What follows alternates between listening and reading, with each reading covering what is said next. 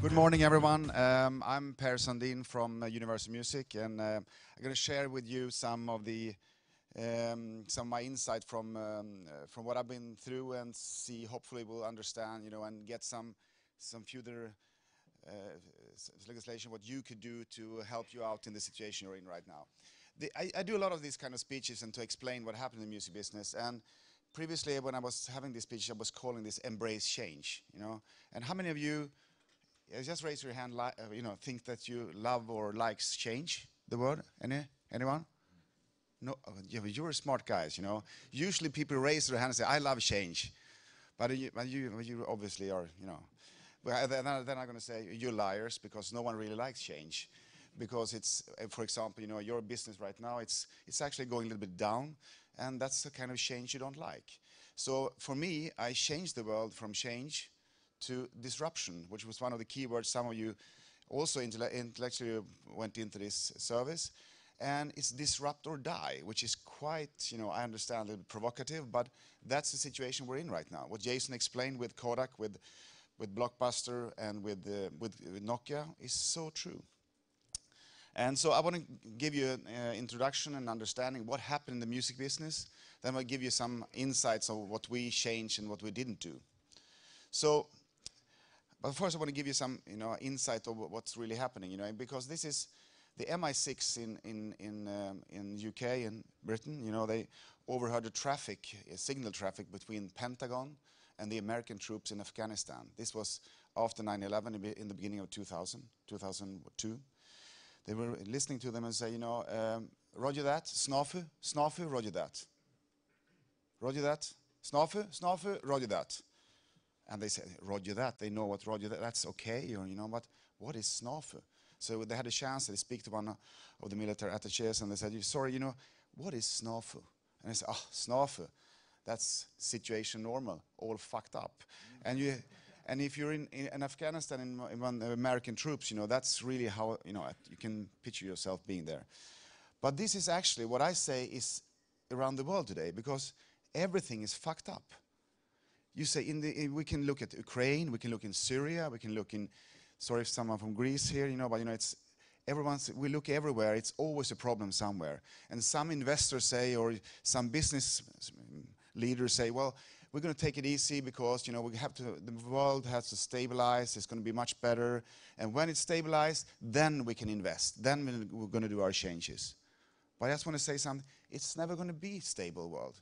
It's always going to be a fucked up world. So you have to take your decisions on where you are today. You can't wait, because everything is changing around you.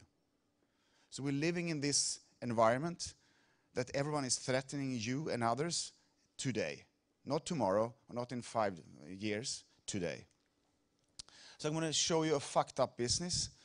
This is a music business in Sweden. This is from 2000 and to 2008.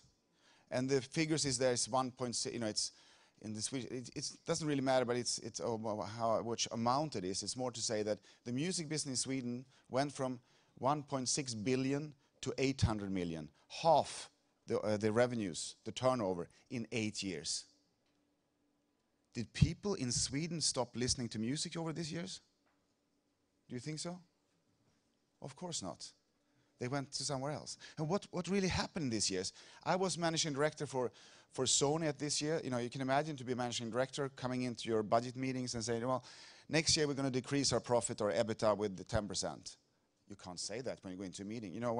Then they say, can you go out to the room? And then they say, let's change the MD or CEO. This is what happened every year. During these years, I fired approximately 250 people. It was terrible.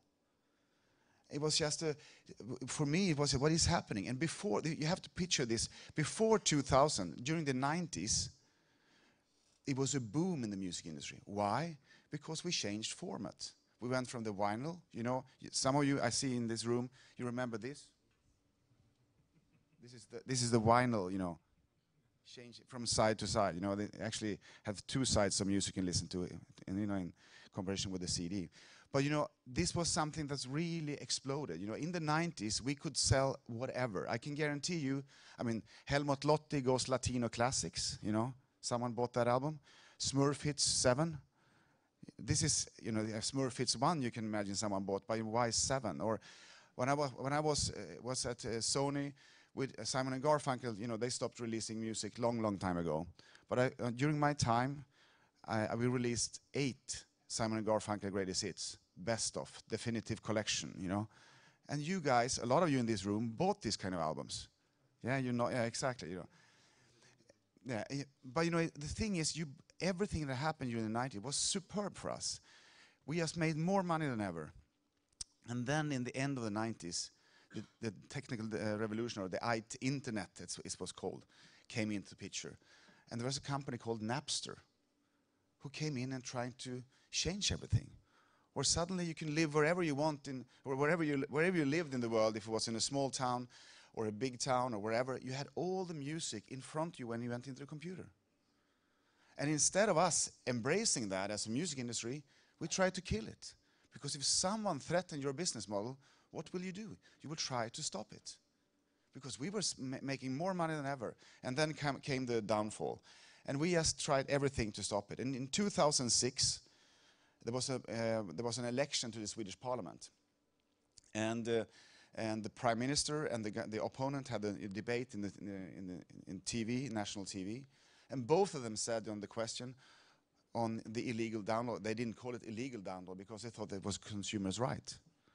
So they said to each other, no, of course we can't criminalize personal downloading, because then we will criminalize a whole youth generation. Can you believe being a CEO of a company when you see the revenue going down and say, what should I do? My mother called me and said, you have to stop working in the music business because you're going to be out of a job. And so this is really a question of what did we do wrong? And I would say that, first of all, we defended our business model. Because if someone comes up to you and say, well, it's going to be a change, and you're going to say, oh, come on, I know my business, I know my horse racing, I know we have control everything here, you know, we have relation with the government and legislation, we know our shit, you know, so don't come up here and, you know, try to do something different. But you always want to keep it as is. Smartly, you said you didn't like change, I understand that, but what I would say is change is coming to you wherever you are, even you like it or not. Actually, change will never again be this slow as it is today. So you defend your business model, you do that everywhere. Then you also lose your passion. Because if you don't have passion for, if it's for healthcare, or if it's for retail, or if it's for horse racing, or for betting, or wherever you are, if you lose your passion and always look at start looking only at the figures, then you also lose your advantage, competitiveness. And we actually became fat cats. If you have one good song, you know, I mean, you probably remember this when you bought CDs. You had one good song, you put it out on and everyone wanted to buy it. What we did, we deleted that from being able to buy it. You know, so if you're going out and go, I want to buy the new single of Madonna, you couldn't buy it. The only way to buy that single was to buy the album. And I can guarantee you, a lot of you people in this room have bought an album with one good song and the rest was shit. That's my fault. I'm sorry for that. Some of you think that's, you know, and also in this time when the market declined, said, oh, you're dinosaurs. You just have to blame yourself. I actually was in a cab, jumped into a cab in Stockholm, and you know, on the screen they had a lot of CDs. I saw it was burned, and I asked him, so did you download that legally or illegally? He didn't know I was from the music industry, of course. He said, no, I downloaded from Napster, you know, this is my thing, you know. But don't you think that the artist should have some pay? No, you know what? The cab driver said, you know, I bought so many CDs in my life, you know, so I think this is fair. And then he stopped at my address, and I jumped out and said, shouldn't you pay? And I said to him, I've been riding in so many cabs and paid so many cab drivers, so I fuck off, you know. I didn't. My revenge.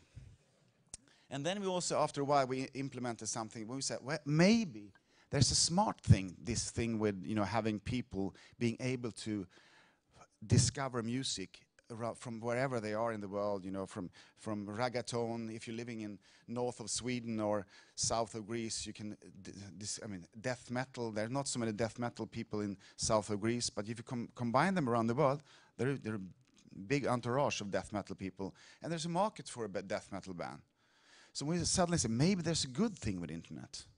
But what we did then was, we can't just release our masters out in the cloud, So we implemented something called DRM, Digital Right Management, which actually made it super problematic to download things legally. So if you download a song illegally, you can easily play it to whatever gadget it was, if it was a mobile phone, if it was a laptop or whatever. But if you download it legally, it didn't work. I actually had my Sony Ericsson, which was the mobile phone at the time, which has even had a Sony Ericsson Walkman mobile phone. It didn't work when I downloaded it legally for my son to go on a hockey camp, because it was 2 different formats. But if we downloaded it illegally, it worked. We tried to, if someone of you, this is really crazy. Oh, come on. Yeah, and I was like, yes, it is. So if you buy a DVD today from a new movie, say, call it Frozen for your kids or something, and try to put that on your laptop, it doesn't work. So the movie companies are doing exactly the same mistakes as we once did. Eventually we took away the DRM, but we started to understand that this is not an evolution, it's a revolution. And we are not in charge, it's the consumer. And I think I come back to this, but when we talked about, our business is growing, what's going to do this year, when we talk about our consumers, our consumers, it was the retailers. That was our customers. That's what we thought was the right thing. You have to put the consumers in the center, not the retailers or your business partners.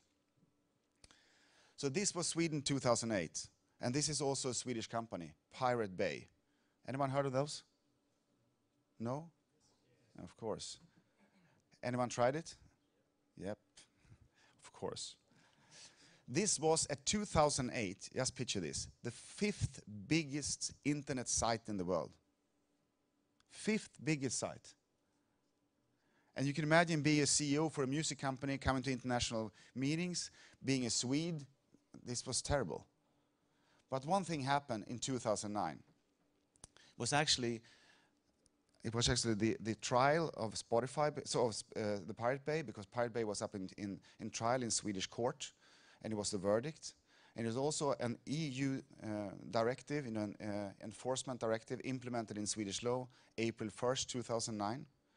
When this internet law was implemented, the internet traffic, and what happened was that if you have downloaded legally on Pirate Bay before April 1st, 2009, you had amnesty.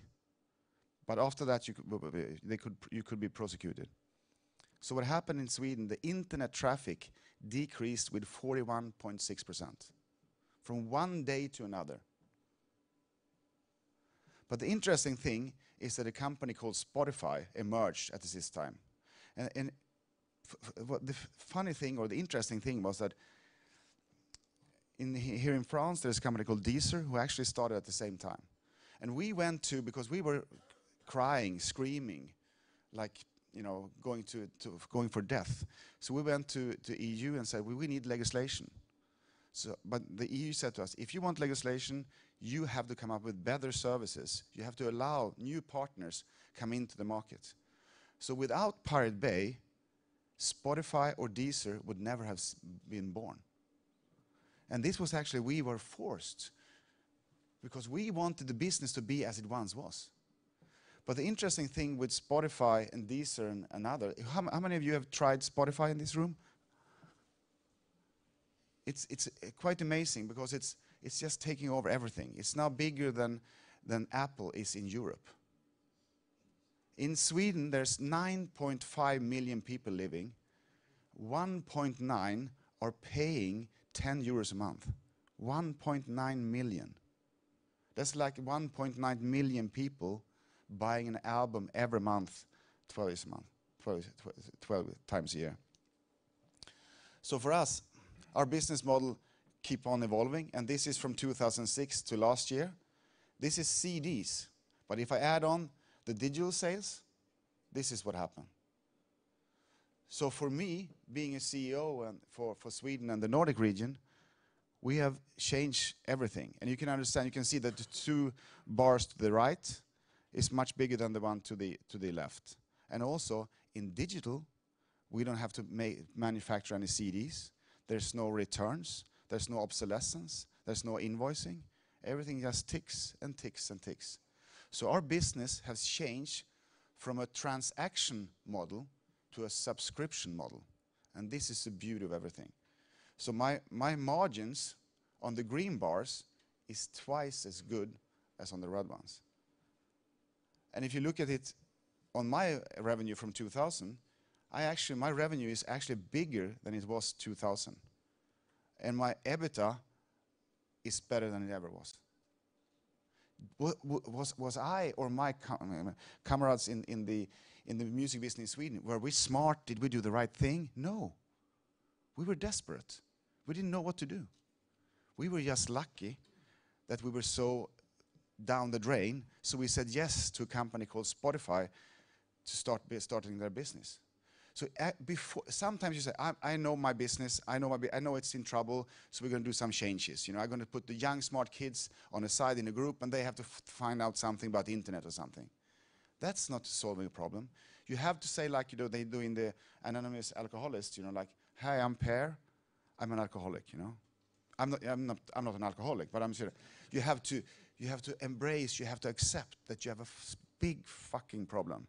If you do that, then you can accept change, real change, and then you can be a winner. And actually, Sweden has gone now from worst in class in the music business of digital revenue. This is digital revenue per micro GDP or per capita. So Sweden has now the highest grossing of digital income in the world. This happens in 5 years. So Spotify made me go from zero to hero in the music business, and I can come here to Paris and have a speech about, you know, what we did, what change we did. And this is the music. This is the formats of what's happening now in Sweden this year. So 82% of total revenue is actually streaming or subscription.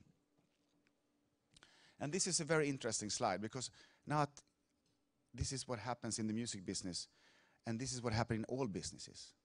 This is going from retail-centric to consumer-centric.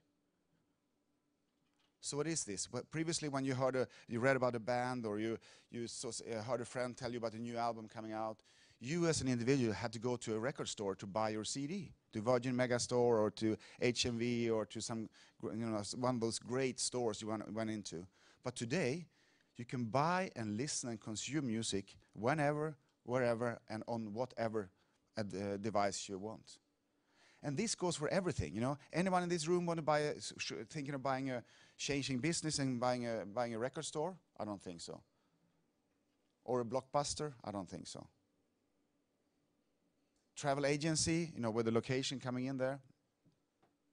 Maybe, I don't think so. Betting? You know, I mean, I'm just asking. But everything is changing, and we need to think, what do the consumer want?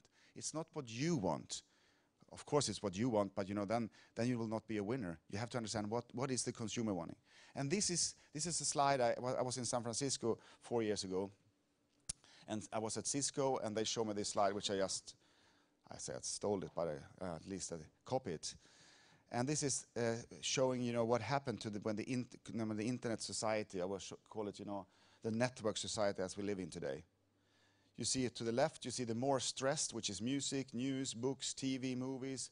Just go to yourself, you know, how you listen and watch music and TVs and consume media. Airlines, banking, retail, autos, healthcare, even utilities to the far right. Utilities, that's electricity and that's water. And you can say, that's never going to change. Elon Musk, Tesla Powerwall. If you haven't seen it, go into YouTube, check out what he's doing. Electricity is actually the biggest thing that is really going exponential now, with exponential growth when it comes to what's changing. Everything is changing. And when I have a speech like this, too, if it's healthcare business, it's banking, if it's travel agencies or it's TVs, some people come up to me afterwards and say, oh, Per, that was interesting what you talk about, but you should know that our business, it's different. Really? I don't think so. The interesting thing is, the more history you have in a company or an organization, the more tradition you have in a history or organization, in the bigger problem you are. So and you have to do so much more to have a real change. I mean, real change, to accept that you have a problem. And this is actually the music business. And if you follow these steps, if you look at this music business, what happened? To the left, you have Lady Gaga. To the right, you have a consumer. And then to have if you wanted to from an artist to go out with your music to the consumer for 10, 15 years ago, you had to go to one of the labels, record companies on the top right up there, top left, sorry. Then they took it into a studio. You had to do with musicians. You put together a master. You send the master to a factory. You manufacture CDs, vinyl, or whatever, with a lorry to a big warehouse and to the retail store and then to the consumer. And this is a echo chain. And what happened now? Well, everything is gone except this. So how do I justify my place in the food chain? Because you can say that, well, Sweden, when it comes to music and when it comes to Spotify, we are a transformed market. But it's just distribution that is transformed. Everything else is still coming up. And for an artist today, with social media, with uploading music on YouTube, on SoundCloud, even on Spotify and others, they can handle it by themselves. And it's easy to say, for me, to say, well, I'm still living. But in all other businesses, there will be change. And there will be parts in this chain that will be disappearing, gone. This is the TV industry. I mean, you see the family sitting there. I mean, if you have kids above 10 years, these pictures never existed, Have anyone of you have kids above 10 years sitting together in the family watching a TV screen? I mean, no. That's doesn't happen anymore. They're sitting everywhere in the house or in the apartment watching their own personal screen. But this is what happened with from broadcast push to personalized pull. The TV industry is a huge problem right now. And if you see in the Apple Keynote speech from 2 weeks ago, beginning of September, when they presented a new Apple TV, if you haven't seen it, go in at apple.com, go 1 hour into the presentation, they show the thing that's going to change the world again. Wasn't so much buzz about it.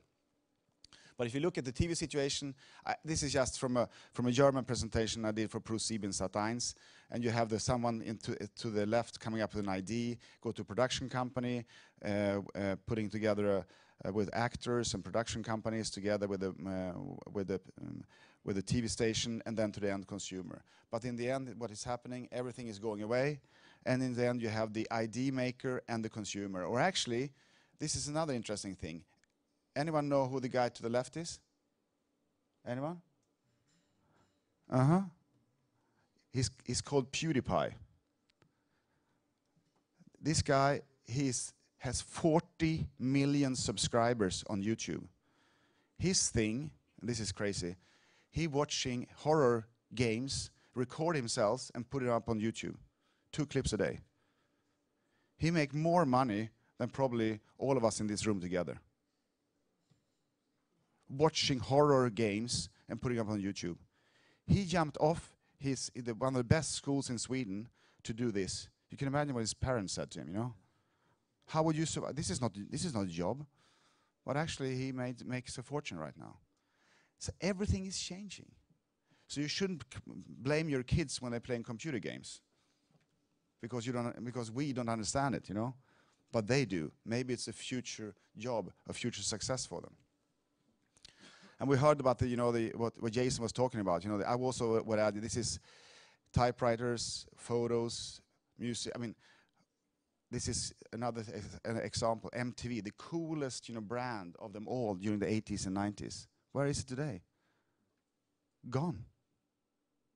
Oh, well, I'm going to watch MTV and watch the new video from Justin Bieber. Soon going to come. Of course not. You go into YouTube and click, there it is. Bang. Nokia, and now Apple Watch comes. What did Nokia say when iPhone was launched? Oh, that's never going to work. Oh, it's just a niche product. It's a niche product, a smartphone from Apple. That's what they said, Nokia.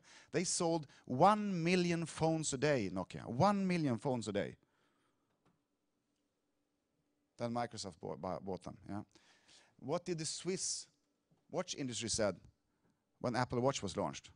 Oh, that's the niche product. That's never going to work. People want real watches. I'm not saying that it's going to be a huge success. I'm just saying I wouldn't, I would be much more humble before I would say something.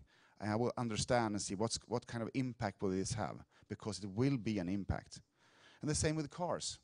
I hope no one from Germany or Volkswagen is here today, but I think it's a big move for Tesla. What happened for Volkswagen the last couple of days or years, what they have done, which is, I think, terrible. So, when you talk, what kind of people, what kind of streams or evolutions are happening in the organization, and I think this is just a quick slide, saying where we're going right now. We're going from experts to aggregators. The winners today is not the expert that know everything. The key thing is the persons that understand it. I know the 5-2 diet, which was a guy from a journalist at BBC who just went out in US and saw 3 different professors or universities had the same kind of idea. If you eat a little bit less 2 days a week, your health care was much better. And he aggregated the 5-2 method and became a millionaire. It's not about me or someone telling someone what is happening. It's a dialogue. It's not a closed factory, it's welcoming labs. Transparency, that's a key word for everyone. Open up. And it's never going to be a perfect launch. I understand some of you are locked in with legislation in your countries. And therefore you have to be totally perfect before you launch because of legislation and others. But that's not what your competitors are doing. They are testing, throwing it out. And you can do it in small markets, even in small regions, and see what comes back, evaluate it, finish it, adjust it, and put it out again. There's never going to be perfect launches. There will always be beta. And you have to test this, to learn, to evolve as an organization or an ID. Because what you start with is not exactly, I guarantee you, what you're going to end up with, what kind of thing that's going to make you be a survivor, make you be a successful inventor, entrepreneurs. And in my team, I've switched everything. In the music business, we had to have people that artists likes. No, I need smart people. I'm competing with all the big, with Ericsson, with Google, with Microsoft, the smartest guys from the universities coming to University of Music Sweden to work for me. And I think all of us in this room, we're digital immigrants. But the kids that grow up today, the millennials, they're digital natives. They wake up, their world starts with an iPad or a touchscreen. And as I said, they're not the charismatic people, it's the nerds, the obsessed people you want to know. Obsessiveness is key. It's actually now you have in your CV, you put, I'm a dyslexic or I'm a HDID or I have, to have a problem today is I'm a Asperger. That's actually something people are looking for today. And also, this is very important. I know you're going to talk about this later today. Is that there's so much information when people go online. There's so much big data out there. You have to have a team understanding that. Where are they betting? How are they betting? How often? You have to have analysts. I've hired 2 analysts this year, one for sales, one for marketing. One is how do I do marketing? If no one watches TV anymore, I don't say that they don't, but why do I go on TV with all my campaigns? How do I understand this new generation that we want to go on betting? How do I get into that? I'm myself a horse owner in Stockholm. I'm part of the Stockholm Solvalla, not committee, but the organization. So I know what I'm talking about with this. And I go to Elitloppet, Solvalla's Elitloppet every year. So for me, it's a big thing for the last 25 years. So I'm also obsessed of a future of this and understands your problems. So look at this. This is what happens today. This is how we people, human beings, react. If you want to communicate something, do you want to be the advertiser on the wall or the communicator in the phone? Look at the dinner or in the restaurant. This is how people do it, It's terrible. I know. I think we always see things like this, but it's really a problem. Everything is going in mobile. And you're going to talk more about that later today also, I know. But this is where you have to embrace. This is where you have to move into. And this is all us. I think that this is not, you have an option today or tomorrow. It's because no one knows what's really happening right now. Everyone believes that I know the shit, I know what's going to happen. No. And we all kids. And you can decide what kind of kid you want to be. How do you going to, because there's so much things happen. Well, you know, how many of you, yes, you don't have to raise your hand. Some of you say, don't have Facebook. I would say, shame on you. It's like saying, I don't want to have a mobile phone. You're going to say, well, why should I have Facebook? Because I don't want to put out my life on Facebook and see people to see it. No, no, no. That's not what I'm saying. I'm just saying you have to understand what the majority of the world is doing today. More people are searching things on Facebook than on Google. And you say that, I'm not going to be on Facebook. Well, then you don't understand the environment you're living in. And then you understand Facebook. Okay, I'm going to accept Facebook. Then how many of you are on Instagram? Well, 400 million people in the world are on Instagram, and the generation you want to address and you want to start gaming are on Instagram. So what's your strategy on that? And then comes Snapchat, and it's too much now. I can't handle my social. I have to have a person helping me with all this. Yes, but everyone has the same problem. So you can choose to be this guy or this guy. But you have an opportunity, you have a chance, you have a choice to make today. And it's not, you're not too old, you're not too young, you're not too fixed in your habits. You can do change, and change is fun. But you have to spend some time with it. You have to learn. And I think that we all are living in this world, and I think it's all a changing world, and it's all a world where snuff is still and always going to exist. So thank you for having me.